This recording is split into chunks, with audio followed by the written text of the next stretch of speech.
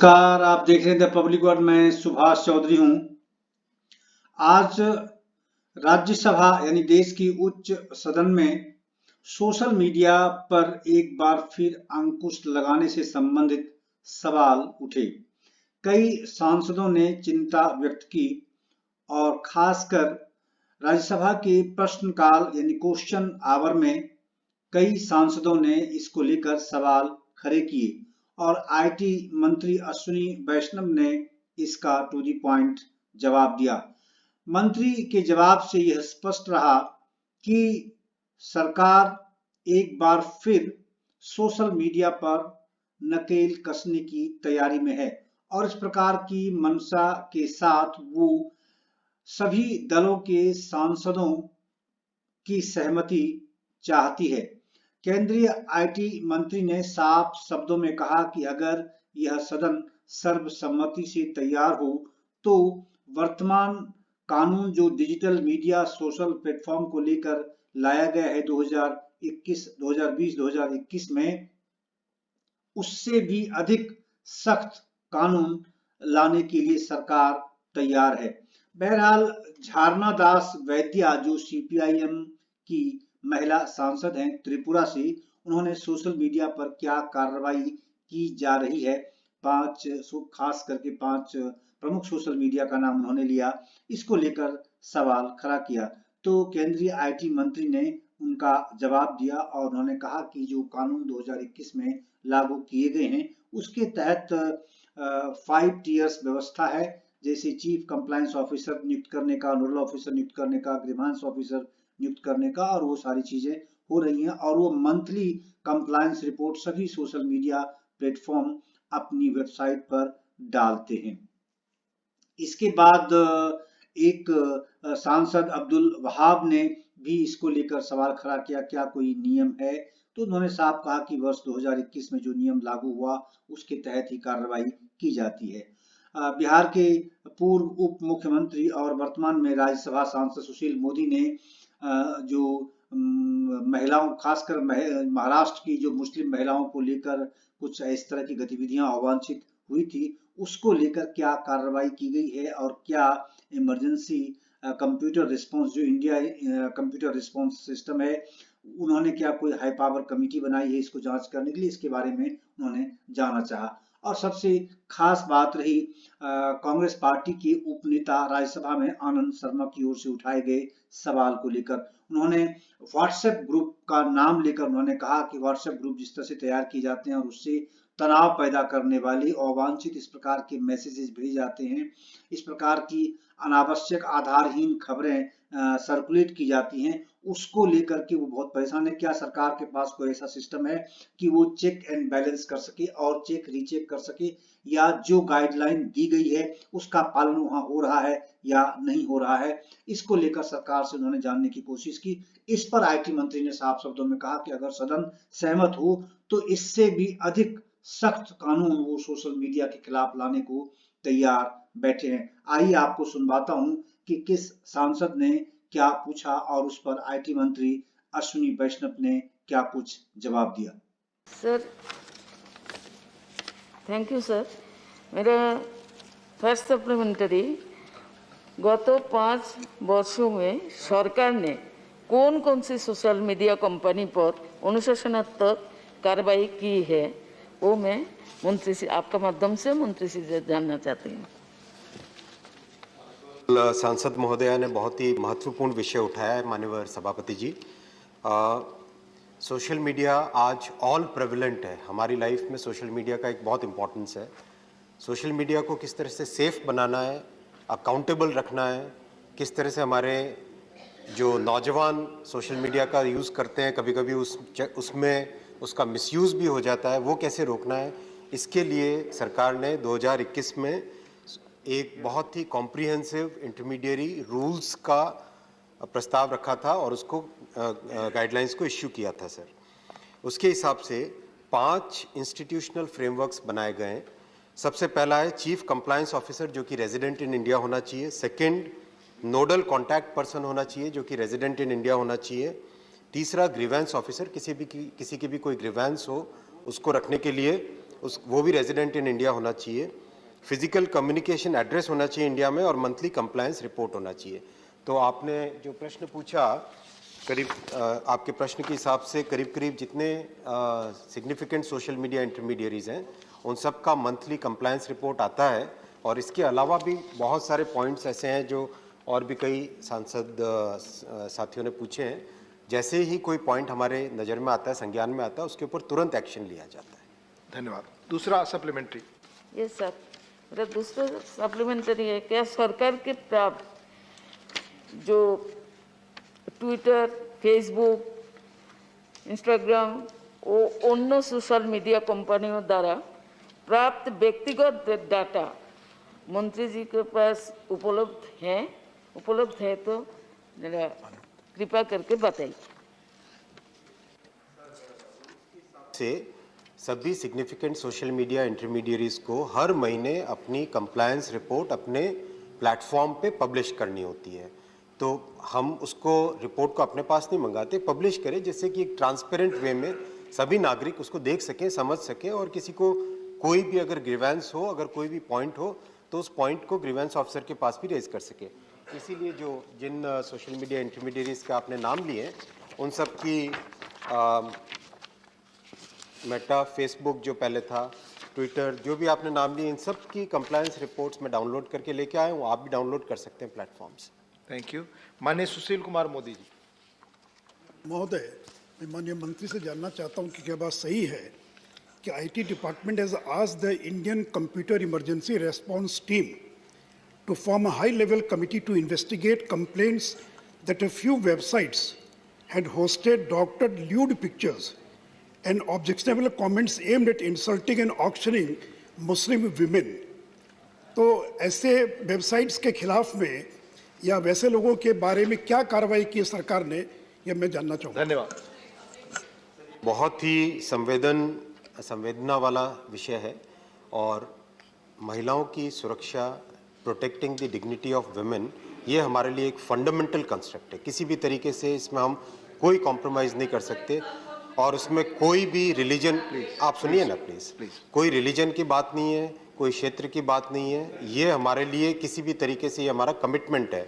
जितने भी अभी तक पॉइंट आए उन सब पॉइंट्स पे तुरंत कार्रवाई की गई है। एक जितनी हमारी जानकारी के हिसाब से आते ही उस पर कार्रवाई की।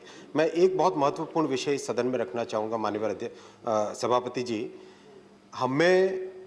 हम जब भी सरकार की तरफ से सोशल मीडिया को अकाउंटेबल बनाने के लिए कोई भी कदम उठाते हैं, सबसे पहले हमारे ऊपर आरोप हमारे साथी लगाते हैं विपक्ष के कि हम फ्रीडम ऑफ स्पीच को कहीं ना कहीं उसके ऊपर आहत कर रहे हैं, लेकिन ऐसा नहीं है। हमें सोसाइटी में एक बैलेंस लाना ही पड़ेगा, एक कंसेंसस लाना ही पड़ेगा कि जो हमारे भविष्य के नौजवानों के, हमारी महिला, हमारी बहनों, हमारी माँओं, हमारी बेटियों की सुरक्षा के लिए जो करना है, अकाउंटेबल सोशल मीडिया को करना ही पड़ेगा। उसको अगर सेफ रखना है तो उसको उन नियमों को और ताकत देनी ही पड़ेगी। उसके लिए हमें अगर हमारे ऊपर अगर आप ये आरोप लगाएंगे कि आप फ्रीडम ऑफ स्पीच को तोड़ रहे हो, वो रोक रहे हो, तो वो गलत आरोप है। वैसा नहीं करना चाहिए। हमें सब मिलके हमें एक नई दिशा में जाना होगा। धन्यवाद। माननीय अब्दुल वहाब जी। माननीय Abdul Wahab ji, please please please please, it's a question madam, you have not given your name. Please please please, no no, there is a procedure, please. में मुद्दा उठाया था, मंथ ऑफ जुलाई में उठाया था। It has nothing to do with freedom of speech sir, it is about safety of women in digital spaces. I had specifically mention these two issues, पर कहीं भी इस लेटर में, और मैं ये लेटर लेकर आई हूँ अश्विनी वैष्णव जी का, I respect him tremendously, but the question is he is not even mentioned it once. Thank you. And there was no. माननीय अब्दुल वहाब जी, आपका सवाल। Our question is on OTT platforms such as Netflix, Amazon and Hotstar. Whether the government is proposing any bill to oversight mechanism over the digital and OTT platforms in the wake of its rapid prevalence. Sir, OTT और digital platforms के लिए already social media intermediary guidelines rules जो 2021 के हैं उसमें already उसके प्रावधान है। और जो पॉइंट प्रियंका जी कह रही थी, माननीय प्रियंका जी कह रही थी, मैं उनका बहुत सम्मान करता हूं। उन्होंने बहुत वाजिब पॉइंट उठाए थे। हमारे मंत्रालय ने तुरंत हर एक पॉइंट पे एक्शन लिया है सर। ये रिकॉर्ड की बात है, इसमें कोई कहने की बात नहीं है, आपने भी एक्नॉलेज किया इस बात को। हर एक पॉइंट पे तुरंत ही एक्शन लिया गया है, और एक्शन भी केवल सरफेस पे नहीं सर, उसके डीप में जाके, हर एक पॉइंट पे डीप में जाके सर्टिन का, जैसा भी माननीय सांसद श्री मोदी जी कह रहे थे, डीप में जाके सर्टिन का इस्तेमाल करके उसका जहां तक उसका सोर्स है, रूट कॉज है, वहां तक जाके एक्शन लिया गया है। धन्यवाद। माननीय आनंद शर्मा जी, प्लीज मैंने कहा ना सर, आपका रूल्स में है। The Minister has explained in detail the steps taken by the government to prevent the abuse of social media. However, the challenges remain, and that is how the technology can be termed as a double-edged weapon. There are positive uses and very dangerous abuses also, some of which have been referred to. You have in part C of your reply mentioned about the implementation of the rules and the appointment of the Chief Compliance Officer, Grievance Officer and nodal persons of contacts. However, is there a verification process to check how effectively they are functioning? Two, the WhatsApp groups are created, and WhatsApp groups spread insidious messages. They inflame passions. They create riotous situations. And I'm sure that the government is aware of that. I have personally, on occasions, written. I've tried to contact these compliance officers. I've spoken to the secretary in your ministry personally, not through my office. But they have failed to check. I'm not blaming you, because these portals, they refuse to give you the details of the portals. So in such situation, will you have a centralized control room which can take effective action, and also to block the misuse of such apps if required? Because we have referred about the freedom of expression, freedom of speech. Article 19 is very clear. It's not unrestricted. There are exceptions for the commercial media, and there are question, Mani Anand ji, going back. question. I've asked the question. Yes, please. Thank you. Honorable Chairman, sir, if the House has consensus, we are willing to provide even more stricter social media rules. Definitely, and I personally believe that for the protection of our citizens, we must make the rules stricter. At this point of time, we are working within the constitutional framework. So your point, the role of state and the role of center, both have to be seen in the perspective. The law enforcement agencies of the state governments, they are taking the action based on the information which goes either from CERT-In or from MeitY or any other agency.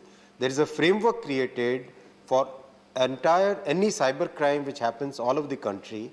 It can be reported over a central portal, and it goes to the relevant law enforcement agency. But I agree with you that we have to come forward as a society and create much more accountability for the social media. Thank you. Question. आपने सुना केंद्रीय IT मंत्री अश्विनी वैष्णव के जवाब, और उन्होंने किस लहजे में साफ कर दिया कि अगर सदन सहमत हो तो इसको लेकर वो और सख्त कानून बनाने को तैयार हैं। इसका मतलब बहुत साफ है। और जो भी सोशल मीडिया प्लेटफॉर्म उपयोग कर रहे हैं, चाहे पोर्टल का उपयोग कर रहे हैं और विभिन्न प्रकार के संदेश या फिर खबरों की दृष्टि से या विभिन्न अन्य प्रकार के मैसेजेस कम्युनिकेट करने की दृष्टि से इन प्लेटफॉर्म का उपयोग कर रहे हैं, हम सबको बेहद सावधानी से इसका उपयोग करना पड़ेगा। और फ्रीडम ऑफ स्पीच, आपने सुना केंद्रीय मंत्री ने क्या कहा, और जो कांग्रेस के उपनेता राज्यसभा में उन्होंने क्या कुछ कहा। तो कुल मिलाकर के पूरा जो सदन है वो इस बात से सहमत है, और आने वाले समय में हम एक सख्त कानून जरूर देख सकते हैं। और ये बात आवश्यक भी है कि जो इस प्रकार का मिसयूज है, जिनको रत्ती भर ज्ञान नहीं है, वो तथाकथित पत्रकार बने बैठे हैं, जिन्होंने कभी पत्रकारिता नहीं की, जिन्होंने जर्नलिज्म नहीं किया, जिन्होंने कभी इन हाउस न तो प्रिंट मीडिया में काम किया न इलेक्ट्रॉनिक मीडिया में कहीं काम किया, और आज वो कैमरा और स्टैंड लेकर इधर से उधर चक्कर काट रहे हैं और लोगों को कंफ्यूज कर रहे हैं। और सबसे बड़ी चिंता की बात यह है कि जो पढ़े लिखे लोग हमारे समाज के, हमारे शहर के हैं, किसी भी राज्य के हैं, वो भी इस प्रकार के लोगों को तरजीह दे रहे हैं जो वास्तव में पत्रकार नहीं है, जर्नलिस्ट नहीं है और उन्हें किसी भी नियम का रत्ती भर ज्ञान नहीं है। वो लगातार इस प्रकार के नियमों का उल्लंघन करते हैं और जो सरकार की ओर से डिजिटल मीडिया और social media platform, OTT platform के लिए जो गाइडलाइन बनाई गई है उसका वो लोग पालन भी नहीं कर रहे और इससे जो जर्नलिस्टिक प्रोफेशन है उस पर एक ब्लैक स्पॉट लगता है। तो इसीलिए हम सबको भी बेहद जिम्मेदारी के साथ आगे आना चाहिए और इस प्रकार के लोगों का विरोध भी करना चाहिए और ऐसे लोगों को डिस्करेज भी करना चाहिए जो गैर प्रोफेशनल लोग इस क्षेत्र में आ रहे हैं और इसका नाजायज उपयोग कर रहे हैं और इससे समाज में एक तरह से एक ऐसी परेशानी पैदा कर रहे हैं जिसके कारण से सरकार को न चाहते हुए भी और सख्त कानून लाने को मजबूर होना पड़ेगा। इस प्रकार की आशंका निश्चित रूप से है और आज आईटी मंत्री ने जिस प्रकार के संकेत दिए हैं उससे तो यह साफ हो गया है कि आने वाले समय में एक और सख्त कानून हम देख सकते हैं डिजिटल मीडिया या सोशल मीडिया प्लेटफॉर्म को लेकर। आपका बहुत बहुत धन्यवाद इस चैनल को देखने के लिए और देश एवं दुनिया की अन्य खबरों को देखने और समझने के लिए हमारे चैनल द पब्लिक वर्ल्ड को अवश्य आप सब्सक्राइब कर लें। अधिक से अधिक आप इन चीजों को शेयर भी करें जिससे लोगों की जागरूकता बढ़े और एक संवेदनशील नागरिक की तरह सोशल मीडिया प्लेटफॉर्म का वो उपयोग करना शुरू करें, पॉजिटिव दृष्टि से, रचनात्मक दृष्टि से, नकारात्मक पहलू से नहीं। आपका बहुत बहुत धन्यवाद, बहुत बहुत धन्यवाद।